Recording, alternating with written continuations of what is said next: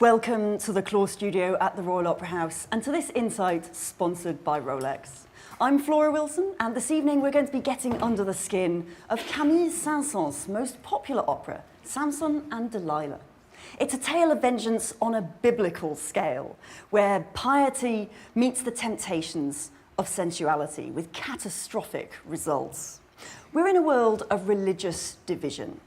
The Israelites, led by the charismatic Samson, are struggling against the Philistines, whose high priest curses Samson's extraordinary physical strength. But Samson has a weakness. That strength relies on his long hair, and the Philistines have a secret weapon in Dalila and her powers of seduction. His physical strength is no match for her, one of opera's fiercest heroines. Captured and shorn by the Philistines, Samson has to call for divine backup in this opera's unforgettable final scene. Well, from the 26th of May, Samson and Dalila will be back here on the main stage at the Royal Opera House for the first time in nearly 20 years, in a brand new production by the acclaimed director, Richard Jones. He'll be here later to tell you more about his vision of the opera, and music director Antonio Papano will also be here to introduce some of the highlights of Saint-Saëns' scintillating score. But first, I'm delighted to introduce three of the cast members of this starry cast for this opera. We've got Alina Garancha, who stars as the Philistine Dalila, Sok Jong-baek, our Jewish hero Samson, and Łukasz Goliński, our high priest. Please welcome them now.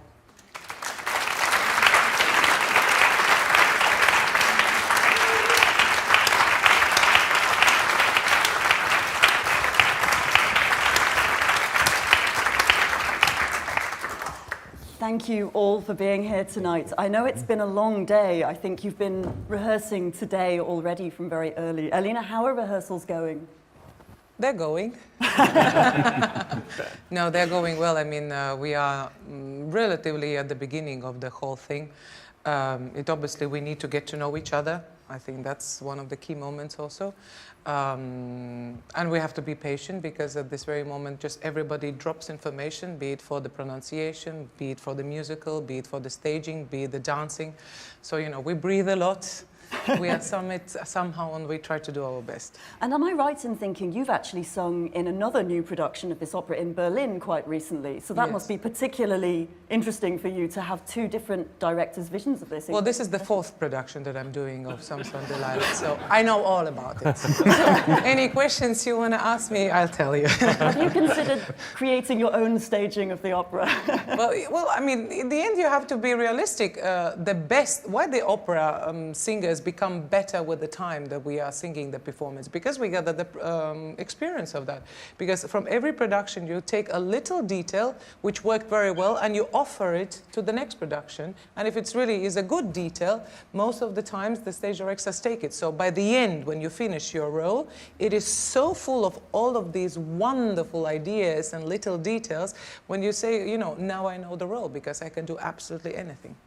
That's fantastic to hear. Sok Jung, without wishing to put you on the spot, this is not only your first time singing Samson, but it's also your Royal Opera House debut. Yeah. How does that feel? I'm actually so exciting, but yeah, singing at the Royal Opera House is every singer's dream. And then when I was young in high school, as I started singing, I Googled myself, and then which is the most famous opera theater in the world. So and then I found out La Scala, Covent Garden, and the Met, and then so Royal Opera House was my bucket list dream theater. But so this is the moment that I'm making my dream come true, and then I'm so fortunate to sing with this fantastic guest. And then Dalila, Alina as a Dalila, it can't be better. I'll buy you a beer after. Keep going like this, and they're going to love you. Łukasz, this is also your Royal Opera House debut, thanks to coronavirus. I know you were supposed to have already made your debut here. How are you feeling about this? Well, I'm thrilled and terrified at the same time, but I'm more thrilled, I think so. And as Sakchong said, it's a great thing to be in the one of the most of the best theaters in the world. So I hope I will manage to fulfill everything the producers are thinking about. Well, there we go. Elina, I mean, you are a familiar face to our audiences here at Covent Garden. Do you have any tips for these two fine young men as they make their debuts? I suddenly, I recognize I'm getting old because it really is not my debut here anymore. And when I used to remember, I was, youngest in the cast, and I'm slowly getting into the oldest one. No, I mean, obviously, debut is something very exciting because you want to prove, you want to conquer, you want to impress. Looking back, that's just what everybody wants to do, and in a way you are destined to do, is to offer your best. However, with the time you also realize that the music has to be enjoyment also about, company on the stage, and at some point we have to forget about them and really just enjoy the moment of long weeks of creating something, and then getting it all together and presenting without actually being, having this pressure of presenting, we want to share. So if you can go or not with that feeling on the stage, of sharing our experiences and sharing the music and sharing the interpretation, it becomes much less stressful. I want to talk a little bit about each of your roles. I mean, Elina, if we stick with you for a moment, Dalila she's French, of course, you have to say Dalila, is one of the great mezzo roles from the 19th century repertory. I mean, how do you feel about this woman who you've embodied so many times now, but she can be a cliche, I suppose, this idea of the femme fatale. Can you get beyond that? Yes, well, I mean, I wouldn't want to have the parallels with certain roles, but indeed, Dalila, like Carmen, like Eboli, like in a way Santuzza, those are the roles that have a stamp on it, and everybody believes to know how they have to be, yet nobody can really explain what it is about.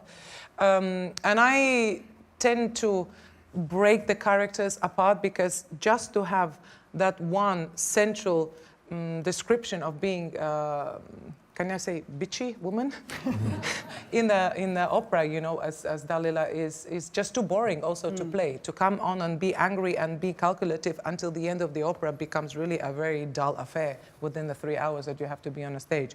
So I try to break the character apart and really find the moments, even if it's just one phrase or maybe half a page, where you can find something very delicate, very intimate, very sad, sometimes also sentimental, very unsecure about her. And then out of those little pieces, try to create also why the reactions are sometimes so manipulative. And it is a great character, like a lot of these mezzo-soprano roles, which coming from, boys' roles and a more romantic, you need time to grow into it. And these roles actually become really very valuable once you have a certain experience, also in the life, because then your reactions is not just the first impulse of the reaction. You appreciate also the time when you have in the opera time to look and analyze why that reaction at that moment.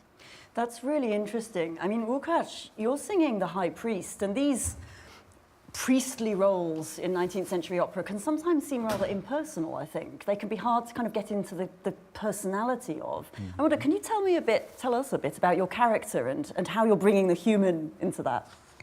Well, high priest, he's a very powerful and wealthy man, and suddenly his world is going down because of the rebellion of the slaves, and he needs to find some sort of way to go the way out, and he turns out to Dalila for her help.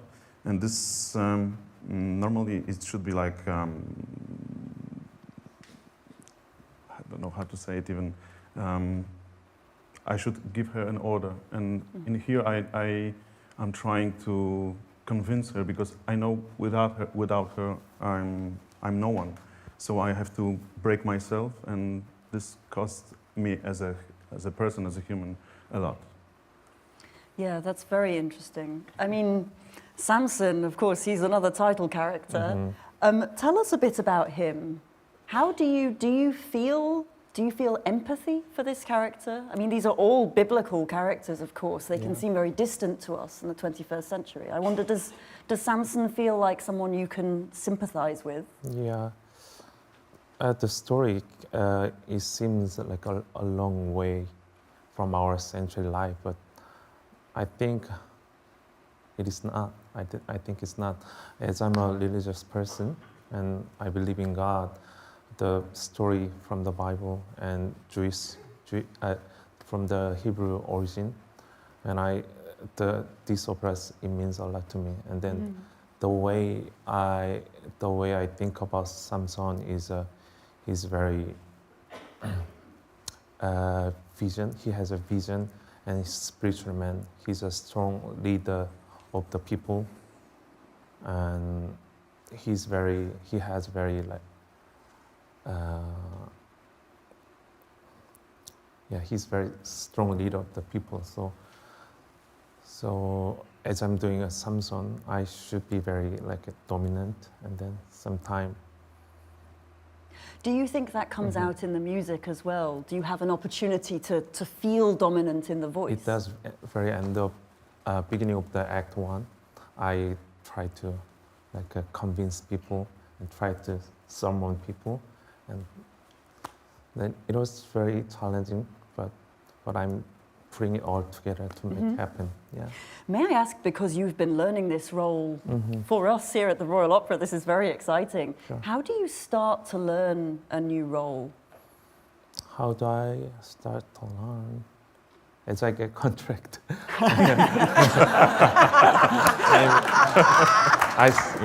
I supposed to cover this role, but I mean, I asked a silly question, I get a silly answer.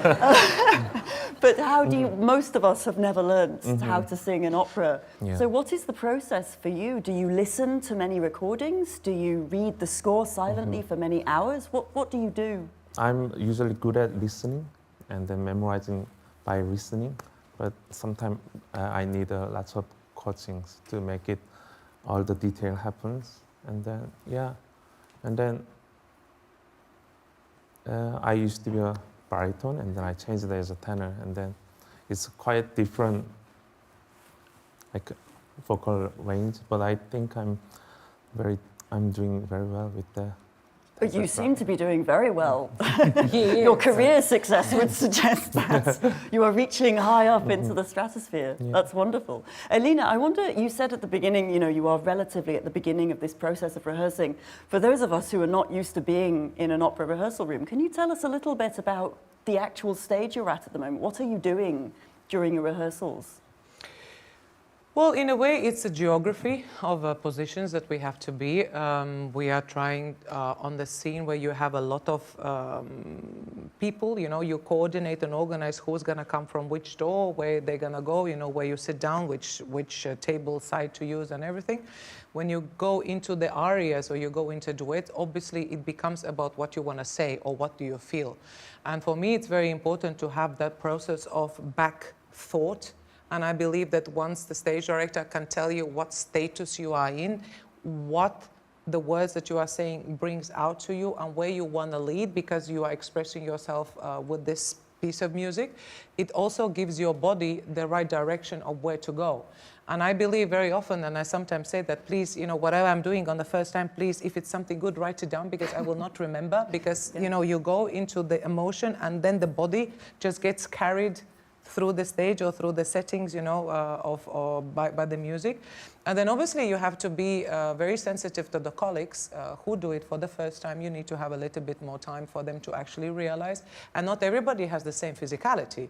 So, you have to be welcoming also certain positions of the singers. You have to be aware that, not always singing at the back, even if the scene would look very nice, is really, let's say, the best choice also for the sound into the audience. And at this very moment, we have roughly gone through the first act. We have roughly gone through half of the second one, I would say. So, well, we still have some time to fill until the opening night. You won't get bored. Wow, okay. I mean, do you feel, I wonder, Dalila, she's a fierce woman, there's no question. Do you feel any empathy, compassion for her? Do you think there is, you mentioned sadness. Do you think, is she a woman who has been already abandoned by Samson, perhaps? Should we see her as, to some extent, the victim, or is she a sort of, it's a bit more clear-cut than that? No, I don't know if I should actually answer all of these questions. I mean, when you come on the show and you see it, you know, I'm selling myself now off.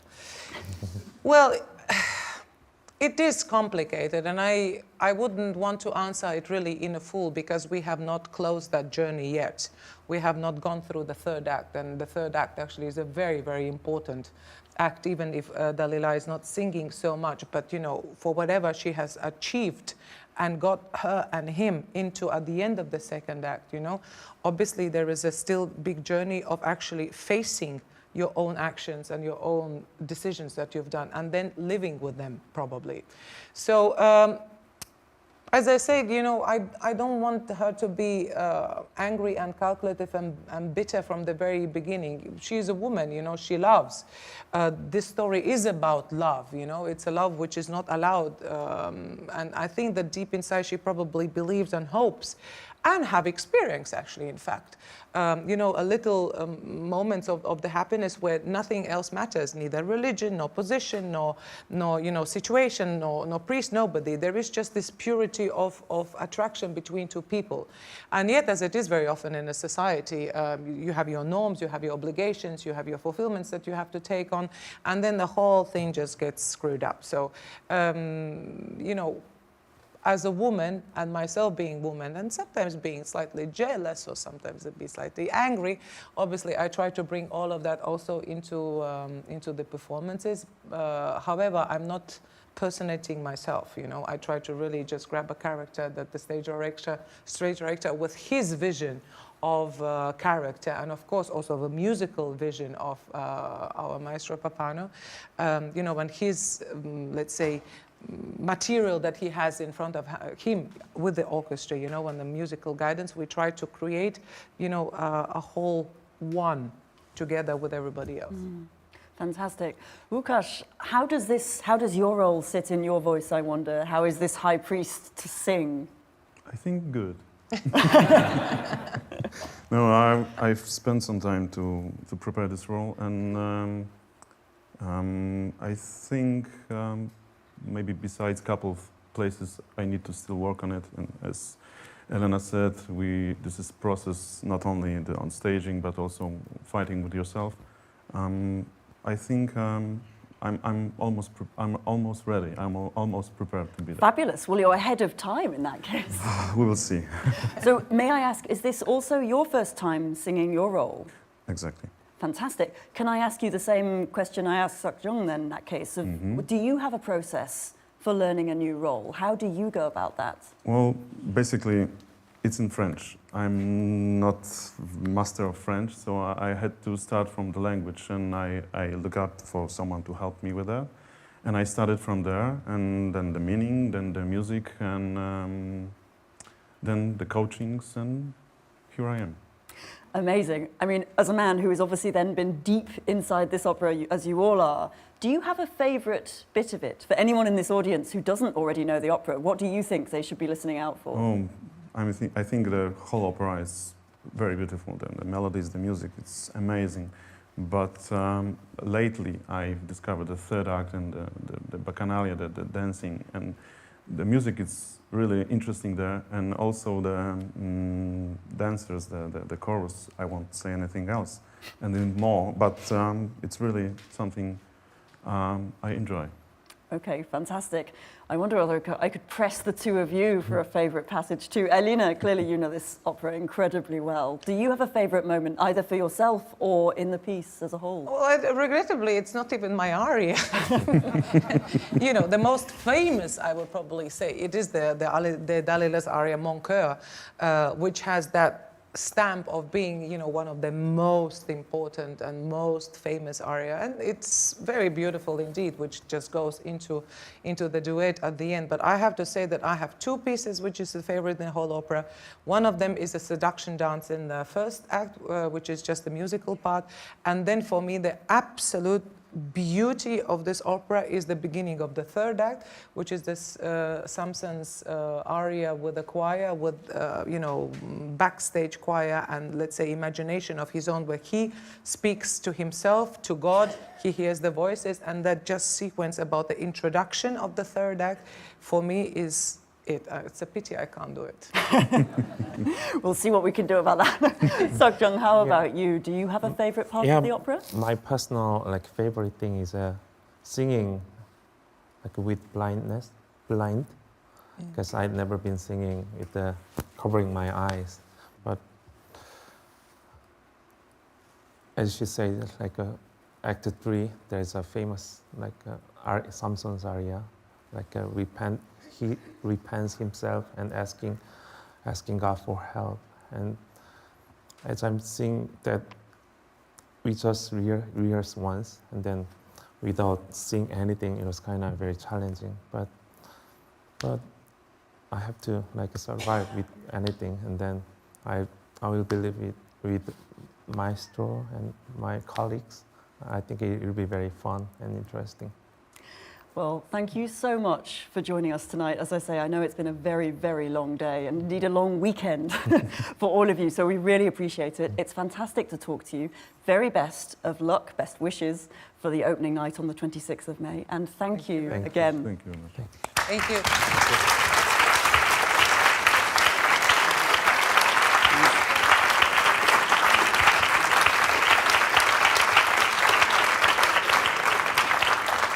Well, next up tonight, it's time for some music. And who better to talk us through Saint-Saëns' score than Tony Pappano, who's of course conducting this opera. So I'm delighted that he's able to come along this evening, but he's also joined in a bit by two fabulous young artists, Germán Alcántara, who is the cover high priest for this production, and also Maria Ostruchova, who is the cover Dalila, as well as the pianist Susie Stranders. So please welcome them now. I believe it's going to be Tony and Susie in the first instance. Over to you, Tony.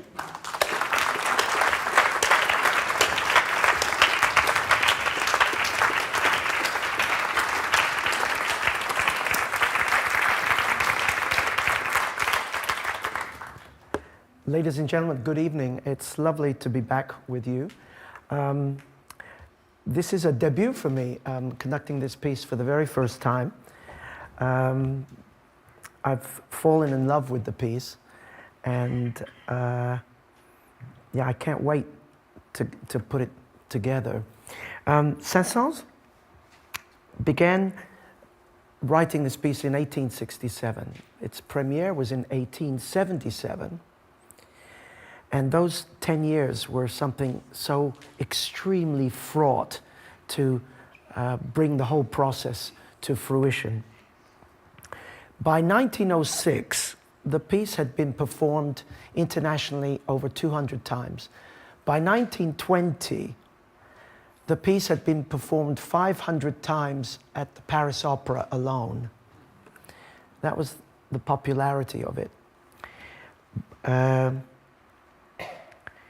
The piece is very unusual in many ways.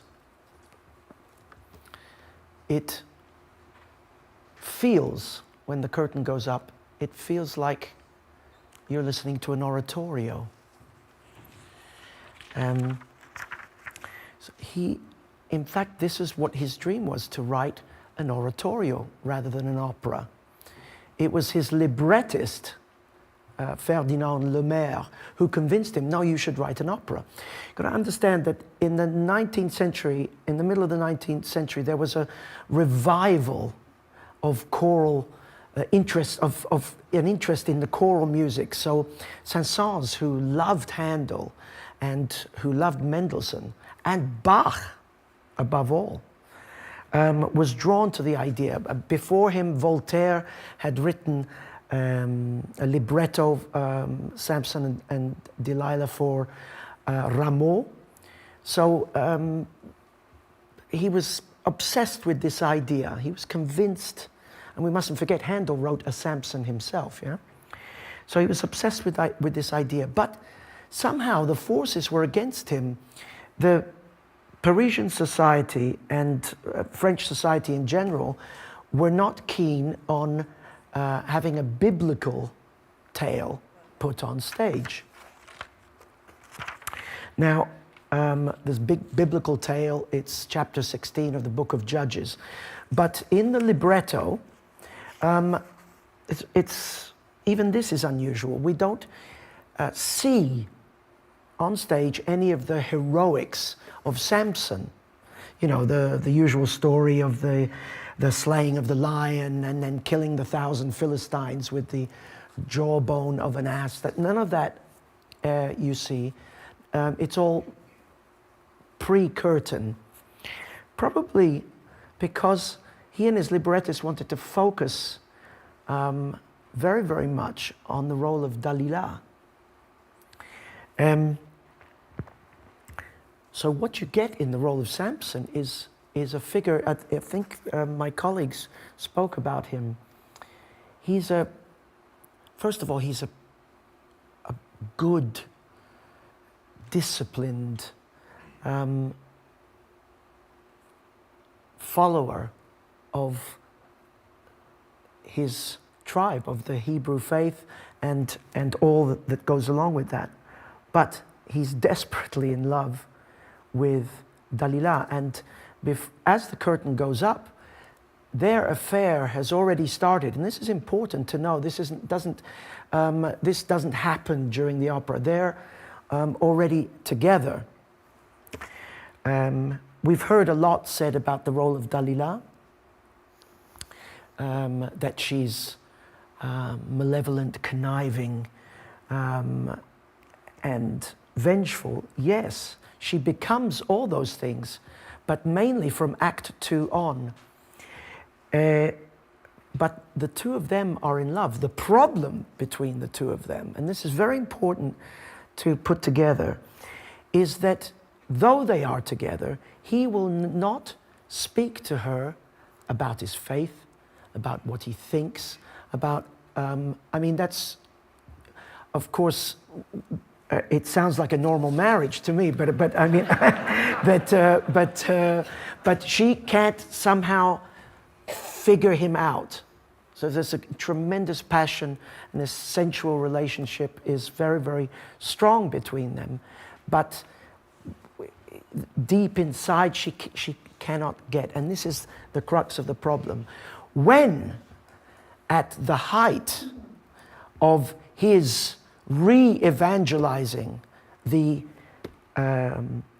Hebrew people who have lost faith even in their God, they have been, as has been explained, the Philistines have occupied them, and Samson needs to remind them of the power of their God and how he has been with them.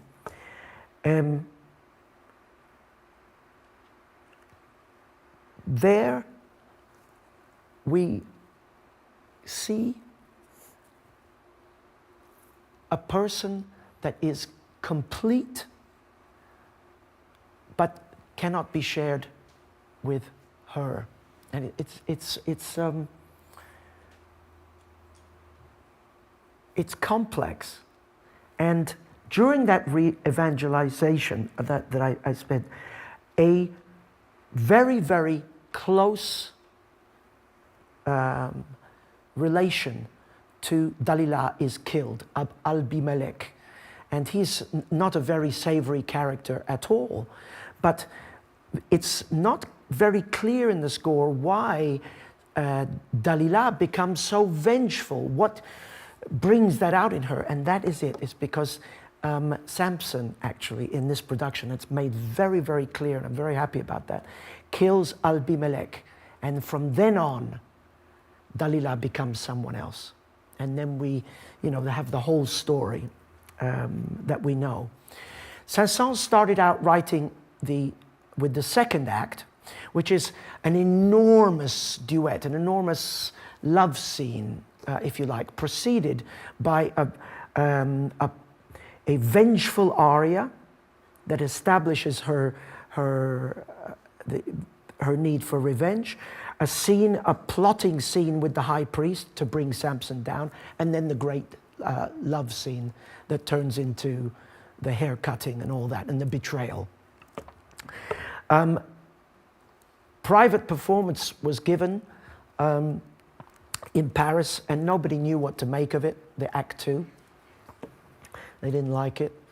A few years later, same thing with Act 1. They didn't like it. They thought it was a bunch of rubbish. But something very important happened to Saint-Saëns. This you have to know before we get into the music. In 1872, he went to visit Weimar. Now, in Weimar, there was a revival of Das Rheingold, and conducted by Liszt, Franz Liszt, the famous, the one and only Franz Liszt. And Franz Liszt asked him about this project, and he said, you know, oh yes, you've done this, and then, okay, you've had failure, but I want you to finish your opera. And he encouraged him, like he did with many, many composers. Although Franz Liszt was no longer the music director, you must remember he conducted the premiere of Lohengrin in Weimar. 6 first violins, can you imagine? 7, I think. I mean, a very small theater. And convincing Saint-Saëns to finish the opera, that's where the opera was premiered. In Germany, in German. And even its second production was in Hamburg, in German. It took for the 1890s for the piece to start to be appreciated elsewhere. It came to France a few years later, Rouen first, then to Paris, but not at the Paris Opera. Paris Opera was years later. There was a snobbish feeling about the whole thing, and maybe even that Saint-Saëns, who was, yes, he had written one opera before, but he was a symphonic composer, a pianist, one of the great pianists. What was he doing writing an opera? And on a biblical theme, no less. Well, let's get to the music, because as I told you, the piece went on then to become an enormous success. But the air of oratorio, of choral singing with no theater, is very much in the air. Now, the piece starts very, very much like one of the Bach Passions. And if you know the Bach Passions, the Matthew Passion has a triplet feel, but there's a feeling of movement. It roils, it writhes. The St. John Passion, I'm telling dissonances. Well, at the beginning of this opera, Saint-Saëns tries to recapture that feeling. He starts with just these calls from afar, bassoon, silence, horns.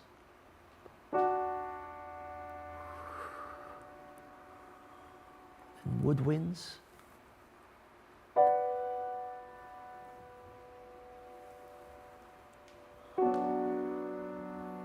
So you understand that we're in for a serious evening in the theater. Okay, that much we've established. But just play the very first bass note. Now, that note is a B natural. The celli in the orchestra are tuned normally with the low string being a C, and he asks especially that they tune down a half step to create that B.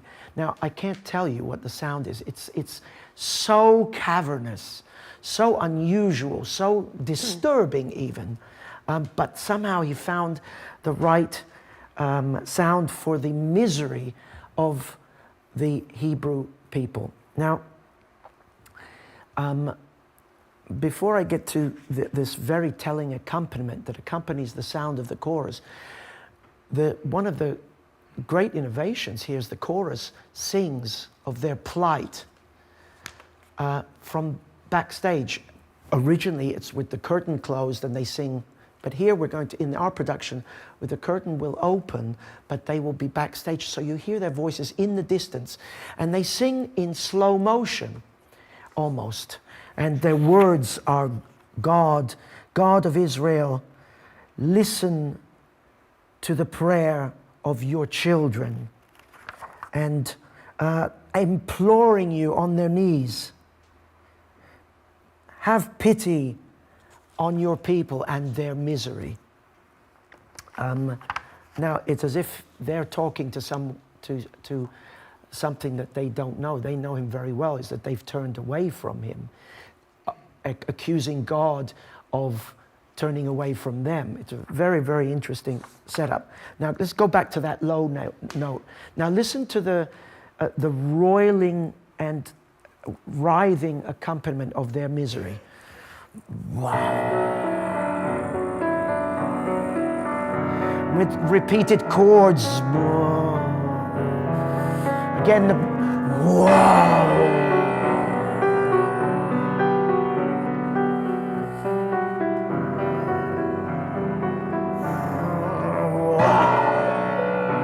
Almost tolls like a bell.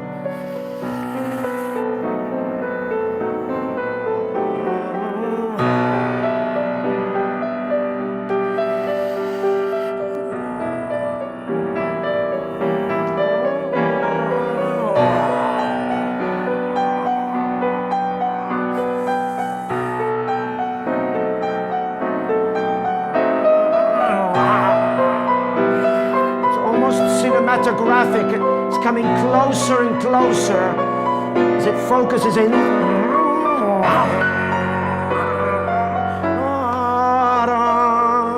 Really laments.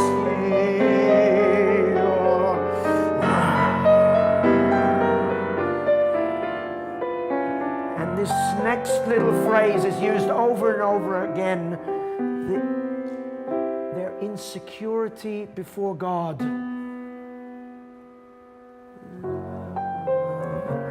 You get the idea. Now over that exact same accompaniment, the music stays exactly the same, it repeats. But when I said slow motion, this is kind of what I mean. Dieu d'Israël. Dieu d'Israël.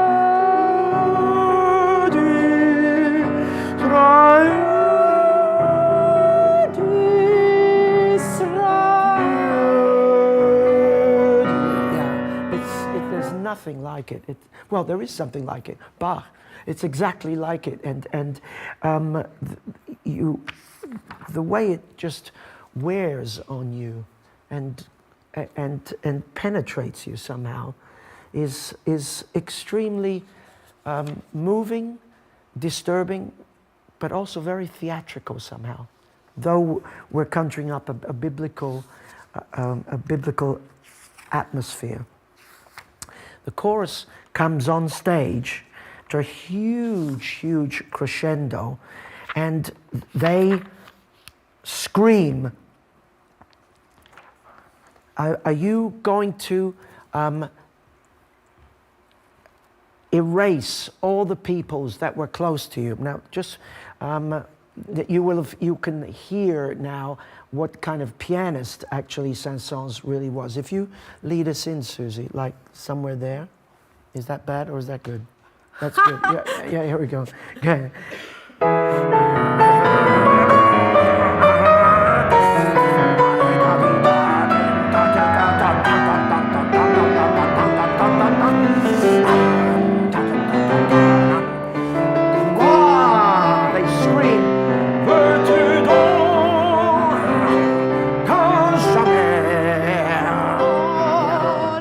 So it becomes, you can imagine, you've heard the voices from afar, with the orchestra accompanying them.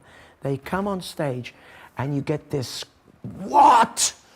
This scream, and they are so angry. Another telling sign of the oratorio-like writing is the first fugue that they sing. And the words are, nous avons vu nos cités renversées. We've seen our cities turned upside down, destroyed. And the Gentiles profaned your altar. Okay, so again, speaking to God. And the fugue, as you will remember, is a theme. Then that same theme is sung by another voice and another voice. Depending, a fugue can be 3 voices, 4 voices, 5. Here it's 4. Okay, if we just directly, Susie. Okay, and 1, 2, nous avons vu dans les gentils au profondément. Next voice.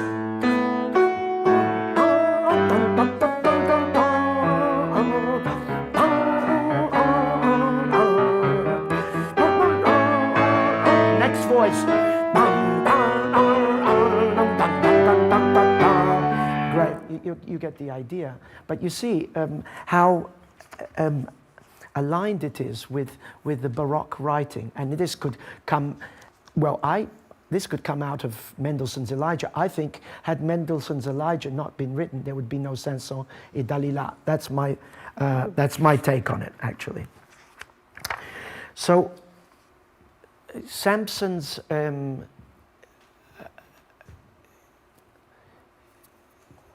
his defense of and his faith are brought out by this call. I mean, it's very short, but listen to it. And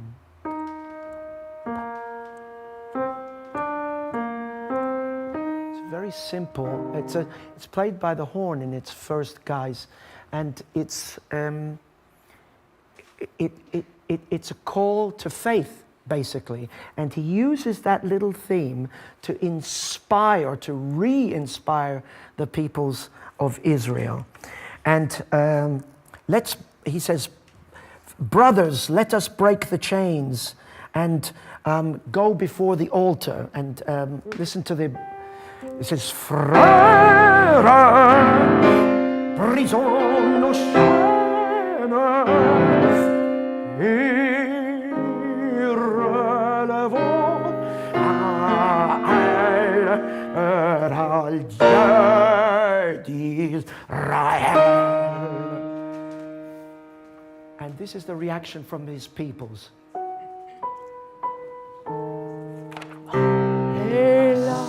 They say, and they somehow can't get with his message. They don't understand it. And so he is frustrated by them. He has to talk, he has to then sing on. And he says, don't you remember the past and the miracles and the parting of the waves for our brother Moses and all that. And they say to him, but times have changed. Times have changed again. And it takes this melody for him to really convince them. He says, doubt is blasphemy. And he says, let's get on our knees and implore God so that he may love us. And listen to this fantastic melody, which is based on that call. Bing, boom, boom, boom, boom. Listen to what it turns into now.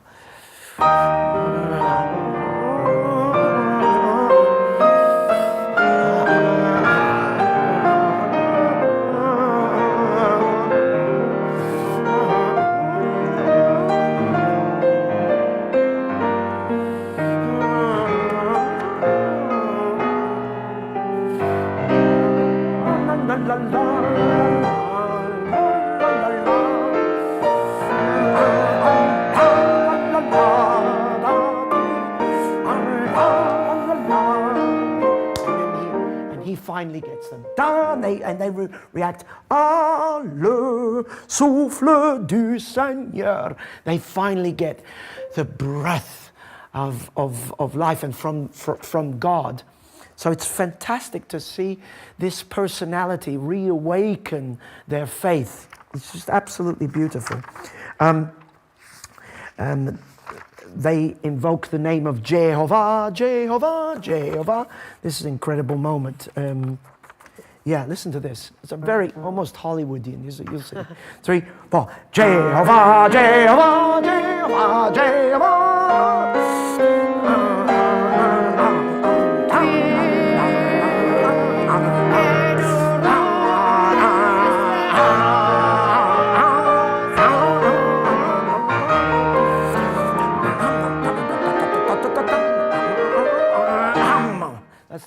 So the opera, it feels like we've won. That's it. Let's all go home.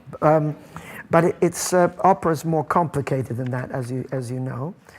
We meet Abimelech, who's this person who's very close to Samson, who gets assassinated. I spoke about him earlier. And there are some, yes, I would say, kind of cardboard stock musical figures that accompany these so-called villains. This is one of them. Yeah,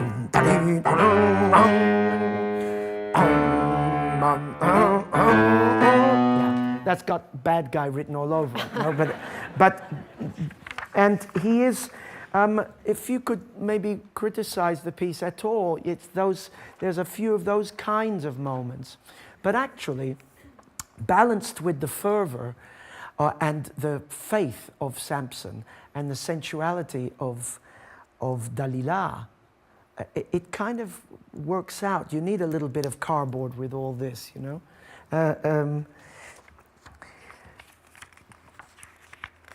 You'll hear in the combat scenes or scenes where the Israelites rebel against the Philistines. They kill this character, the Philistine Abimelech. And you'll hear music that's more akin to Wagner than anything else. He will have heard Rheingold. I told you he went to, Saint-Saëns went to Weimar to hear Rheingold. And of course, he will have heard the Flying Dutchman, but listen to things like this. She said, oh, yeah. Here we go.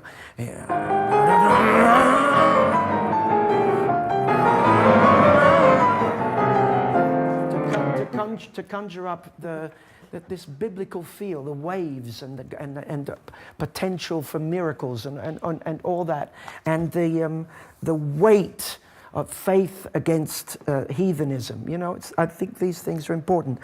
There's the big tune in the first act is Israel, break your chains. The same text as before. O peuple, lève-toi, lève-vous, get up, viens assouvir la, let's get rid of hate. And this it sounds almost like a football song, and it should be, because he's again stoking that which he knows is still in his people, and he must now get them to have them back on side. Listen, 1, 2, Israël.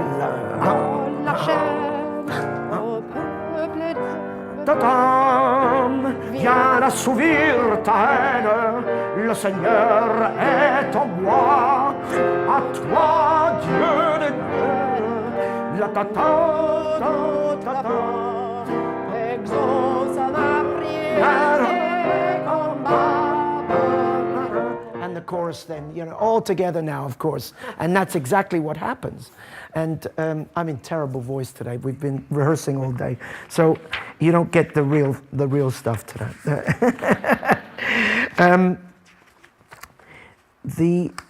Of course, there are, for somebody like Saint-Saëns, who is very, very in tune with what was going on around him, and who had this, as you've figured out already, this link to the music of the past. He will bring now, in the first act, he will bring plain chant. Just right there. Yeah. These are the Hebrews, the...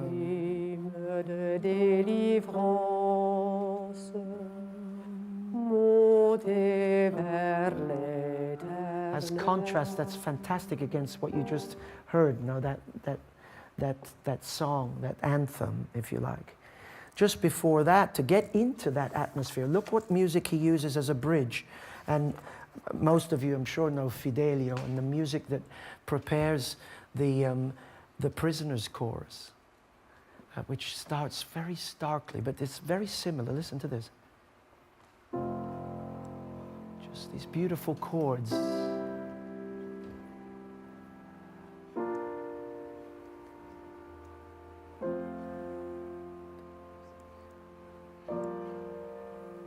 There's a purity.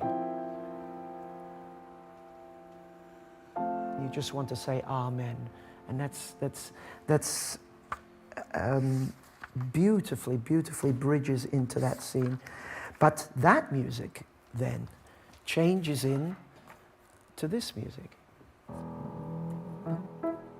By just going from F major, just one note down, preparing A major. You get this melody that starts to create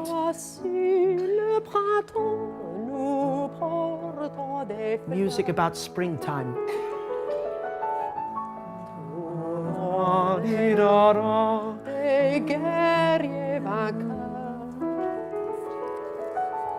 Sung by the ladies' chorus, and that already now starts to establish the feminine. And she enters. Do we have a Maria there? Maria, you want to sing the entrance? Sure. Yeah?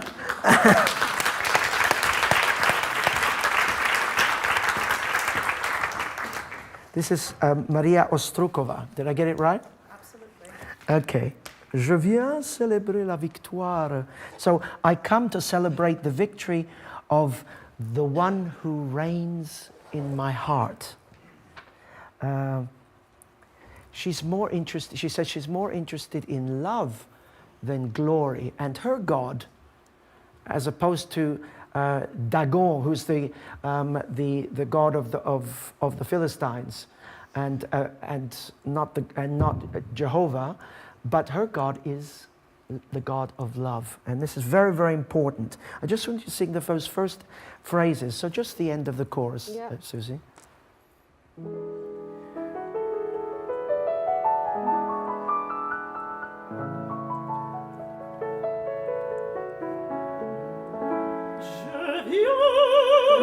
Célébrer la victoire de celui qui règne à mon cœur. Dalila veut consacrer un peu d'amour que de gloire. Oh mon bien-aimé,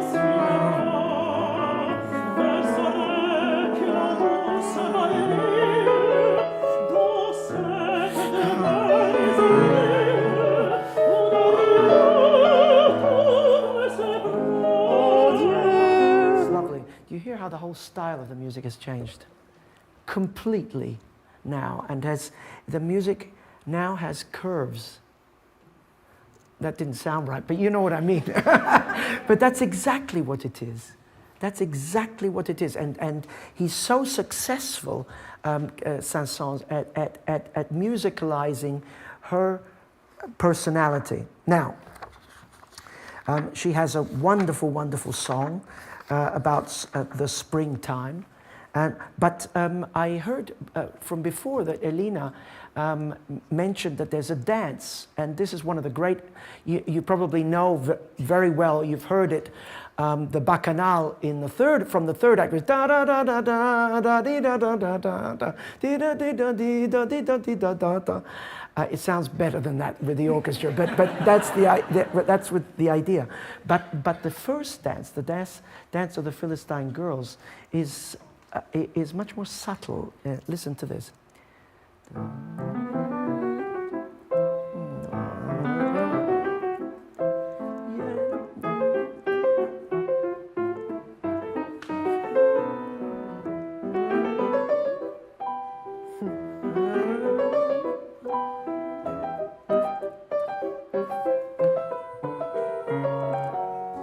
Lovely, no? And you start then to feel the heat of the place, the heat of the environment of the Middle East, and those are elements that are very, very important. Now, I said to you that that there was a vengeance aria, and I just want you to sing the beginning of the just Samson recherchant ma. Can you do that? That's just bum bum bum bum bum bum. But you hear the change in her personality. Here, just before she was very, very like this. Now something else, and one.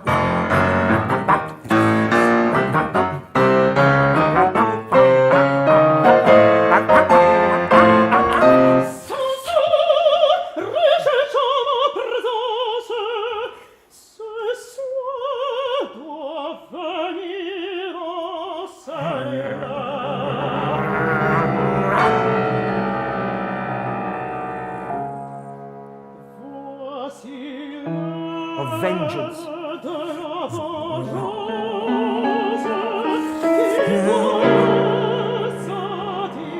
And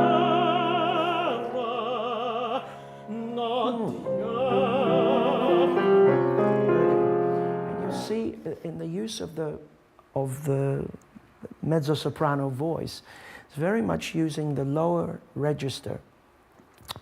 This part was originally written for the great singer Viardot, but it took, because of the 10 years it took to get to actually it being performed on stage, she was too old to sing it, which is a shame. But it makes use of that really those low notes that must be beautiful and must be so warm and musical and inviting, having incredible allure. Okay, no barking allowed in this part.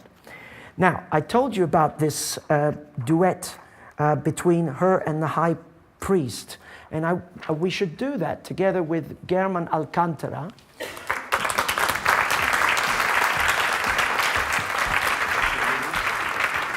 And this music there are many elements in it, perhaps the most Italianate of scenes,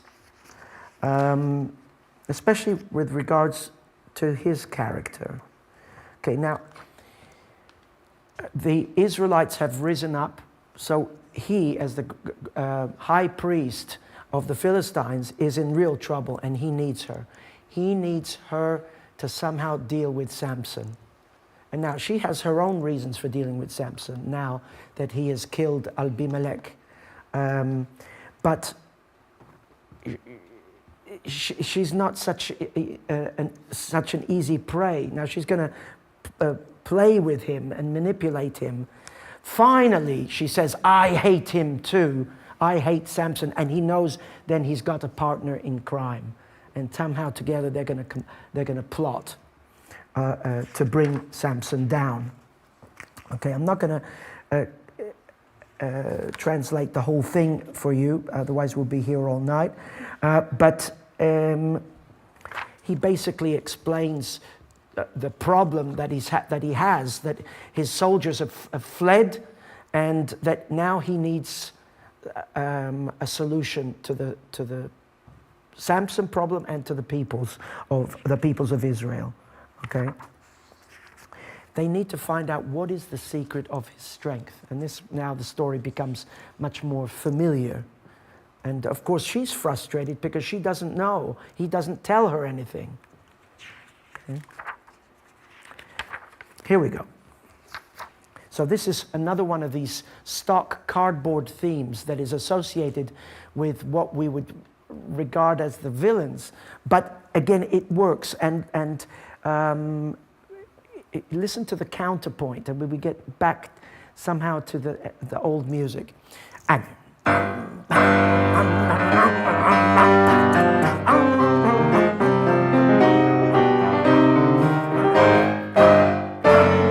je gravis la montagne pour revenir jusqu'à toi.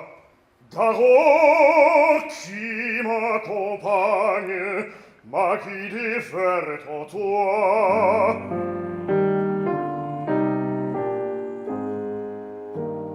Salut à vous, mon père. Soyez le bienvenu, vous qui si en hiver.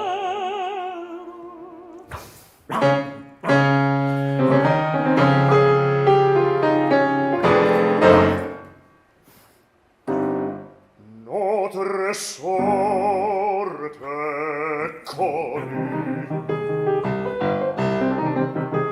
this could be Italian. La victoire est facile, les esclaves et vrai, la livrer la ville. Nos soldats dévotés, on suit et à l'épouvante, on se mélange. Samson, et Dalila se ferraiot a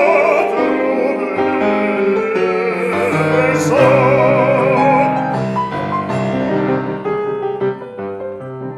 Fatale notre race, il récit son Dieu, la force avec l'audace.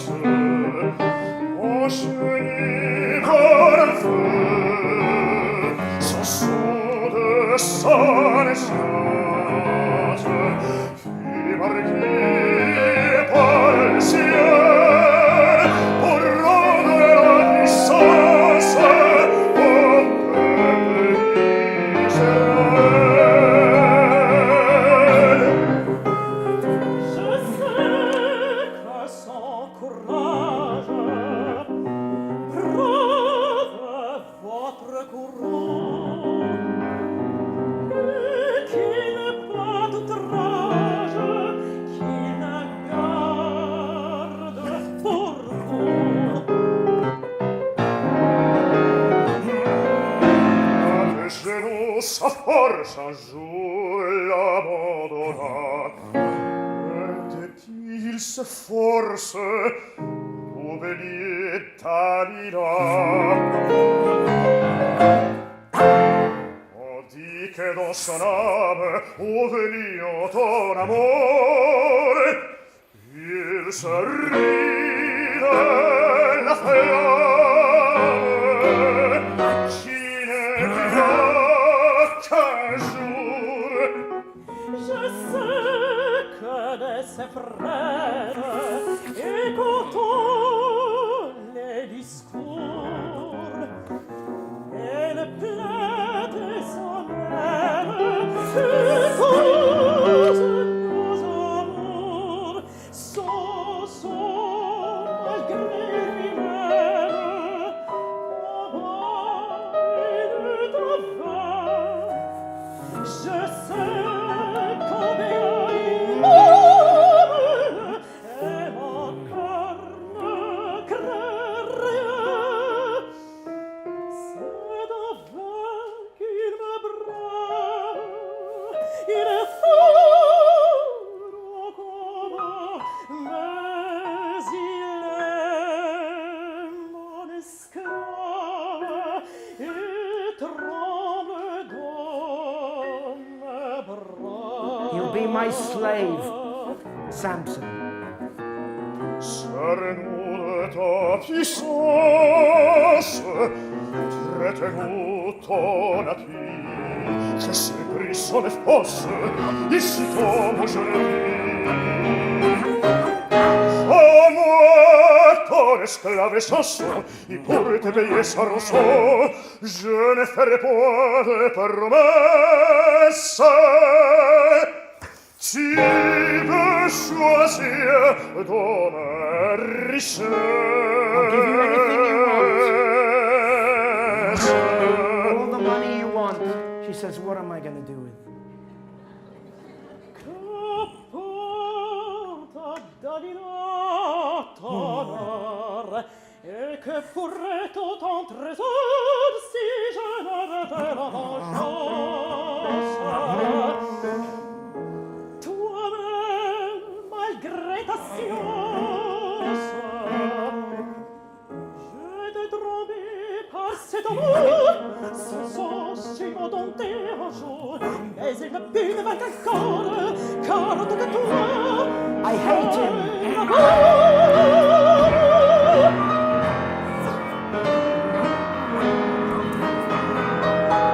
J'aurais dû deviner ta haine et ton dessein. Mon cœur en t'écoutant tressaille d'allégresse.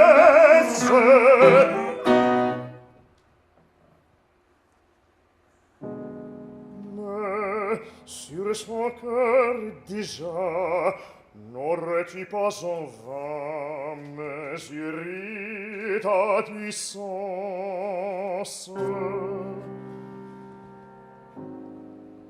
Essayez ton adresse.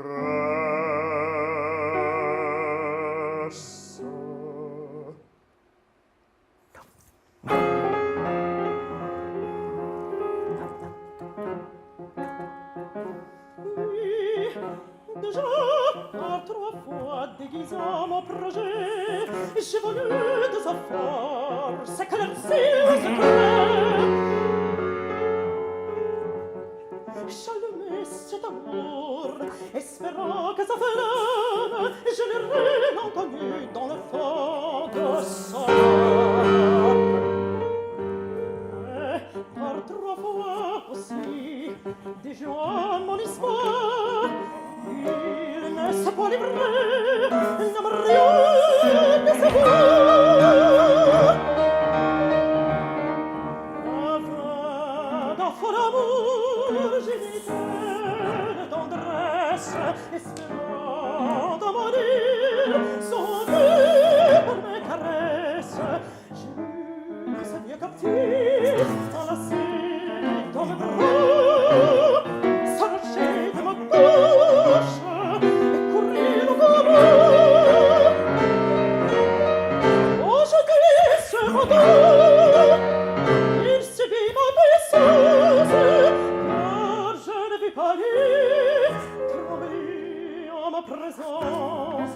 Et je sais qu'à cette heure, abandonnant les siens, il revient dans ses liens, resserrant les liens. Pour ce dernier combat, j'ai préparé mes armes. Sans son ne pourra pas résister à mes lourds.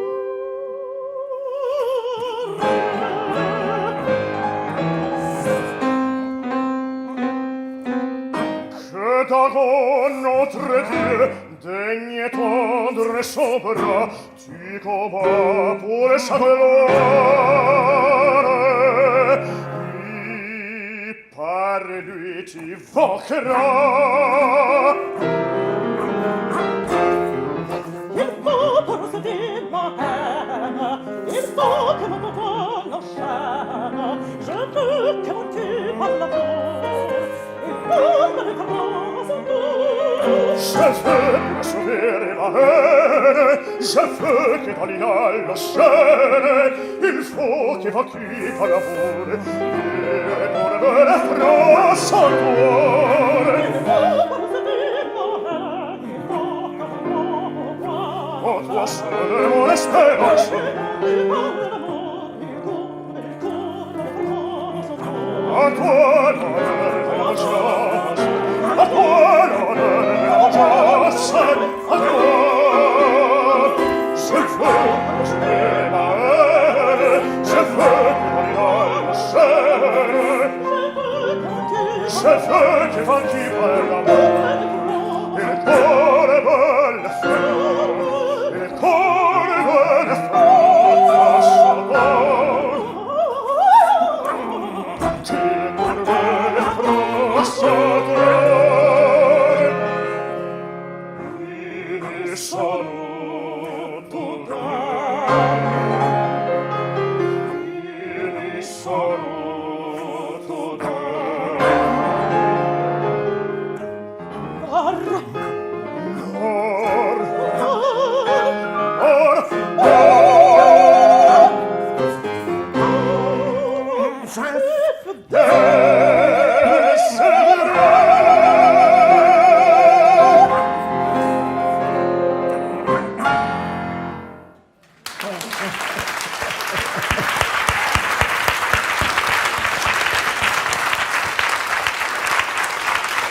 Tony, Hernan, Maria, Susie, thank you so much. I am absolutely loath to cut you off. I feel either you have to stop now or you have to just commit to singing the whole thing, please. Right here, right now. So I will let you off the hook. Thank you. It's been an absolute pleasure. Yeah. I feel my appetite is certainly thoroughly whetted. I don't know about yours. So thank you so much for joining us. Susie, we actually are going to keep hold of you. The opera world, as you'll have realised, is full of multitaskers, and Susanna Stranders is one of them. I'm actually going to send the rest of you off to enjoy the rest of your evenings. Thank you again, and welcome Susie to the stage to speak to director Richard Jones. So if Richard could also come on now. Thank you so much. Take it away.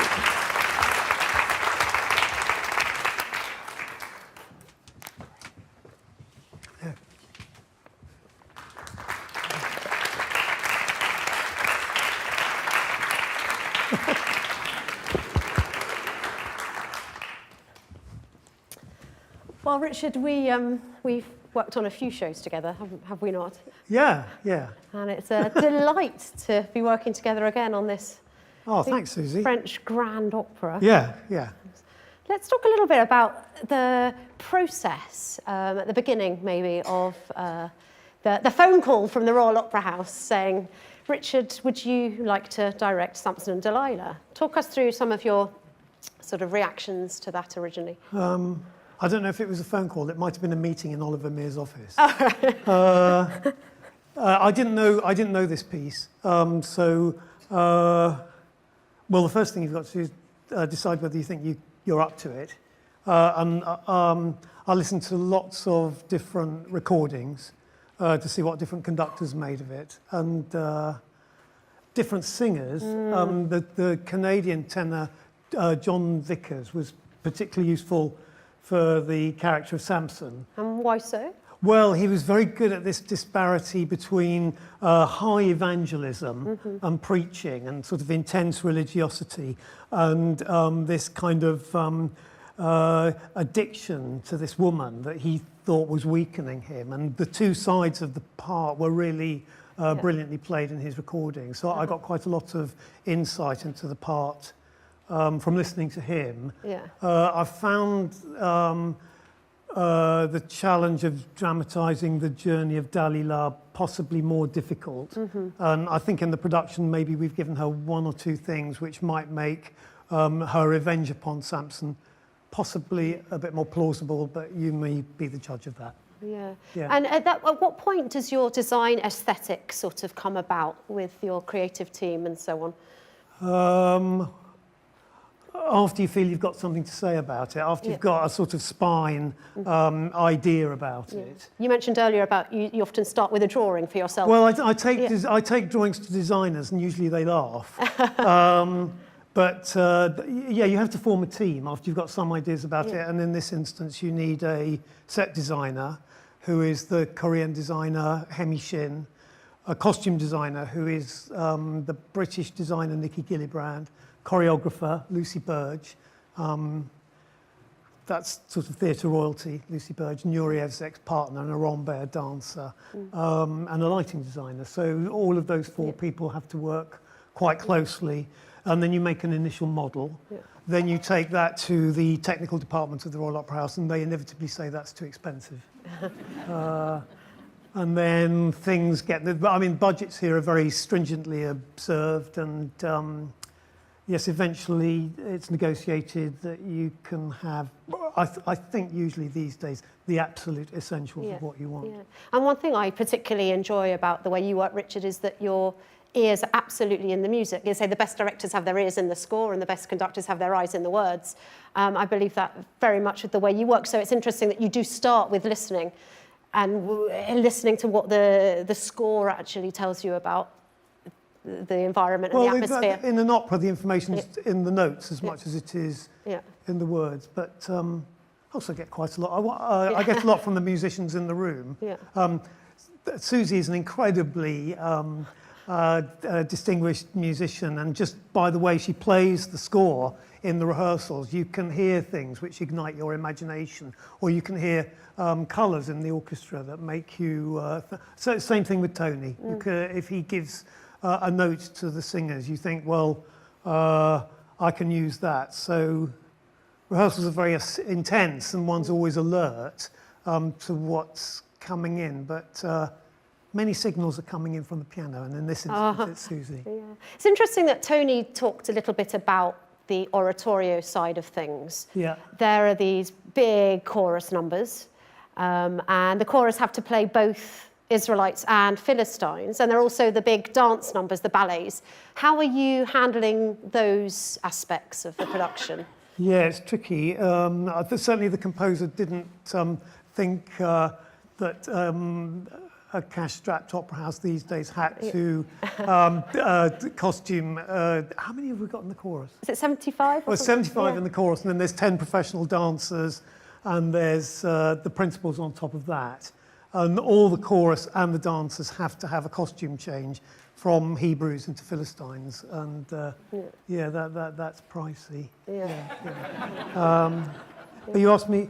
Yeah, one of the things I liked about the piece was that there are ballets in it, and there are also these oratorio sections. Well, the ballet also, that was very much a part of the French Grand Opera, wasn't it, at the time, of having these big dance sections? Yes, yes, and you asked. I suppose I've tried to keep the dances as part of the narrative. Although when I first listened to it and I saw that there was a bacchanal or an orgy at the end of the piece, I thought, well, I like a challenge. It's interesting that the bacchanal starts with that little oboe thread, which is very oriental in its colour, isn't it? Yes. And which lead us into sort of the flavour of the Middle East and so on. And yes, I think there are people in university departments who might say that sort of music smacked of cultural appropriation these days.